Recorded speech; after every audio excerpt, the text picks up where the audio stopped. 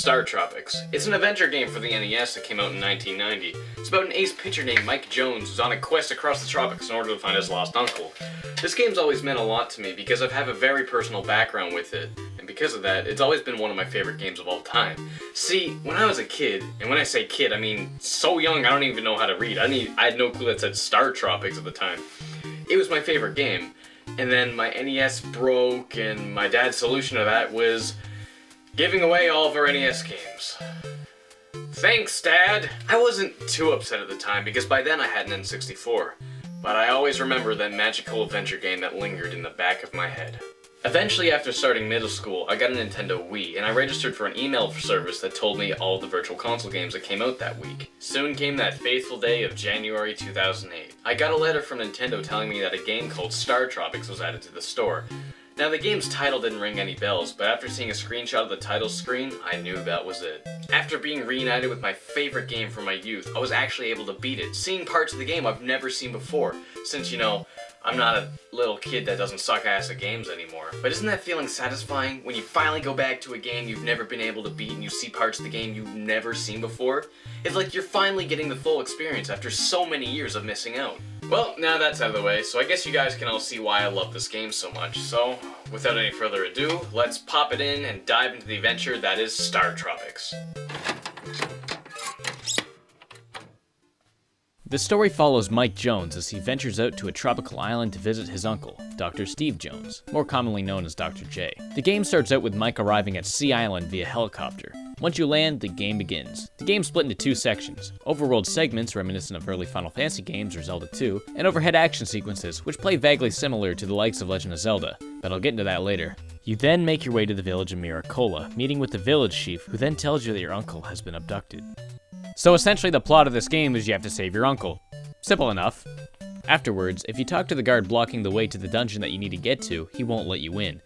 This is where the overworld parts get frustrating. You're just somehow supposed to know that you have to talk to every single person in the entire village before he lets you through. Why do you need to do that? Isn't talking to the village chief enough? Why would talking to anyone else have any impact on whether or not the guard thinks you should pass? After talking to everyone, he just somehow knows that you're Dr. J's nephew. Okay, bub, whatever you say. You have a brief conversation with the creepy shaman lady. She's essentially the reason the game gets saved. I always found it amusing that it says refrain from turning off the system. It's not that that doesn't make sense, it's just that every other game words it so differently. Here we are in the very first dungeon of the game. Controls in these segments can take some getting used to. You can make Mike face any direction by tapping that way on the D-pad, but in order to actually run in that direction, you have to hold it down a little bit longer. It seems stiff and awkward at first, but it works very well once you get the hang of it. The controls are this way so you can make Mike attack in a certain direction without actually making him move that way. This problem is very evident in StarTropics 2 as they ditched this control scheme in favor for more traditional controls, which may feel better to the average person, but it really shows how it doesn't work considering how much you end up walking into enemies in that game.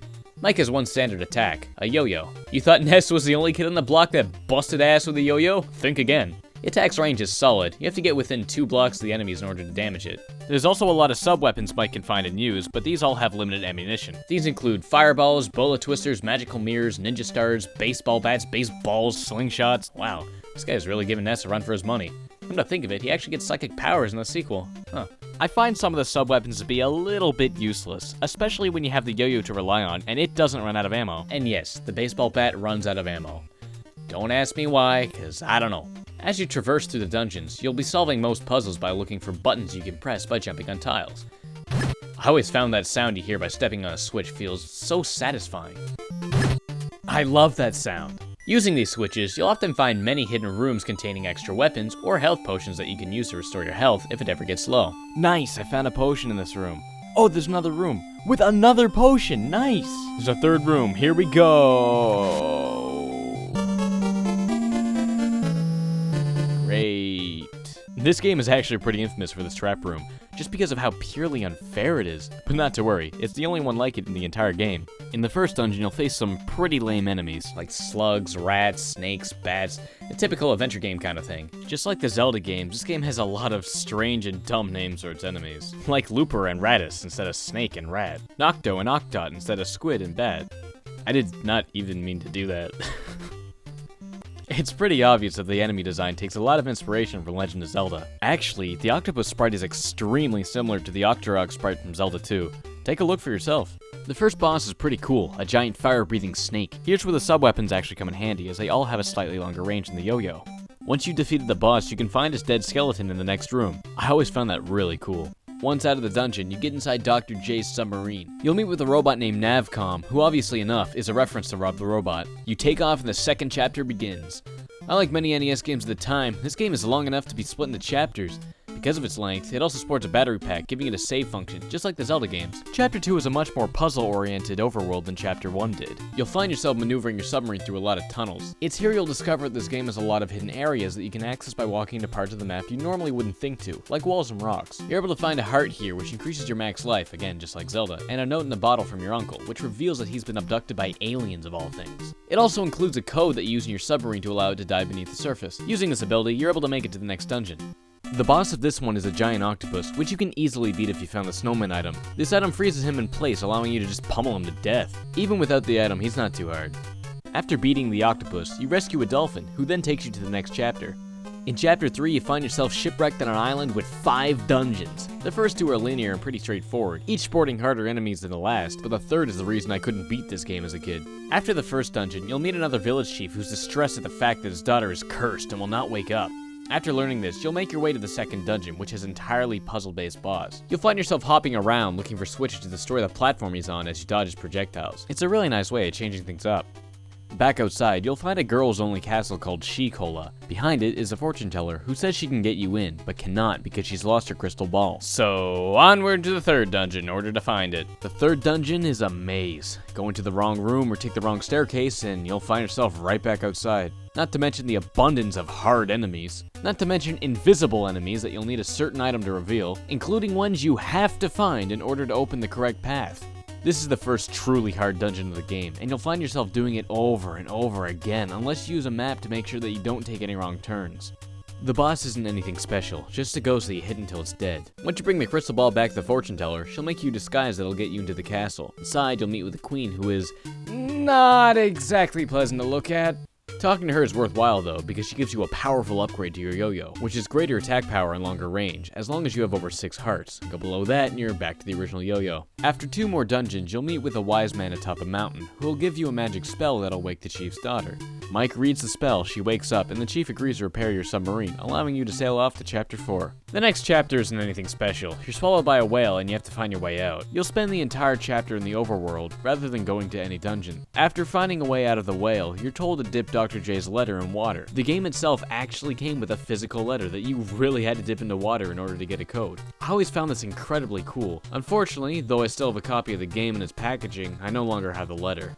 As for those playing it on the Wii, you can access the code by looking to the digital game manual and clicking the bottom of the letter. Good on you, Nintendo. You still found a way to include it into the game in its digital release. Input the code and you'll sail off to Chapter 5. This is probably the longest chapter of the game, so I'll keep the summary pretty short. There's a lot of overworld puzzles involving having to find a worm, giving it to a parrot, interpreting his message as musical notes, playing those notes on the giant piano, then going through a dungeon in order to find a crank that'll move a ship you need out of the way. This dungeon is tough. There's tons of powerful enemies, traps, crumbling platforms, and those goddamn boulders that'll kill you in a single hit. Chapter 6's overworld segment involves navigating a maze of water channels as you track Dr. J's coordinates. Once you find them, the submarine submerges and you can actually explore the ocean floor for the first time. I always found this dungeon to be a lot of fun. Tons of enemies to fight, lots of platforming, not 1, but 2 fun boss fights. And unlike past dungeons, it's not too hard. The difficulty is just right. After another maze overworld segment, Mike finds a giant melted thing with 3 holes drilled into it. Ooh, foreshadowing. After 1 more dungeon, you reunite with Dr. J. The music and writing here actually does a solid job of making this a pretty touching moment. I did it! I found Dr. J. He explains that an ancient alien race called the Argonians lost a battle against the evil alien Zoda, and the last of their race fled to Earth in an escape pod, which was the big melted thing we saw earlier. The pod contained 3 magic cubes, which is what Mike now needs to find, along with stopping Zoda. The next chapter is very different from previous ones. Mike emerges from the cave, finding a spaceship. This is probably the hardest dungeon in the game. It's filled with robots, tons of platforming, teleport mazes. It's very difficult. In this dungeon, you're able to get your hands on the laser gun, which, by God, you're gonna need it if you want to get through this place. It's very powerful and ranges across the entire screen, not to mention its high ammo capacity. You can also find a super laser gun that's more powerful and has a wider shot, but it doesn't have as good range. After finding the first of the 3 cubes, Mike's yo-yo gets another upgrade. Now his yo-yo is much more powerful and ranges across the entire screen, so long as he has more than 11 hearts. Going below that will make you go back to the previous upgrade until you have enough health again. I always found this concept pretty cool. It makes you value health just that much more. The boss in the next dungeon plays much differently than the previous ones, as you defeat it by pushing it off the edge instead of just doing enough damage to it. After another overworld maze, you'll find the second cube, which decks Mike out with maximum health. Now you're prepared for the final fight with Zoda. There's a short conversation between the two. Zoda taunts Mike, who then jams bananas in his ears. I always love this game's sense of humor. Zoda has 2 forms. First, an Andross-style floating head with 2 hands, which isn't very tough given you know what to do, and a grotesque alien-looking form that hops around platforms and coughs out smaller enemies. Once Zoda is defeated, Mike grabs the final cube and the ship crashes. Once back on land, Dr. J and Mike combine the 3 cubes and discover that the last of the Argonian people had sealed themselves away inside as a last resort of surviving. Turns out that Mike had just saved an entire race from extinction. The game ends on a very nice note, with the game's sense of humor delivering the last bit of dialogue, followed by the credits, which showcases some awesome pixel art from key moments of the game. The game ends with a slate of Mike jamming bananas in his ears. It has such a satisfying ending, and overall, I think it holds up pretty damn well. Not that many NES games could pack such an adventure into a single cartridge. Its visuals, music, gameplay, and sense of humor give it such a powerful charm that I cannot even get enough of today. StarTropics is, and will probably always be, my favorite NES game of all time. It's such an underrated gem that deserves more attention. If you ever get the chance, you should definitely take the time to try and play through it.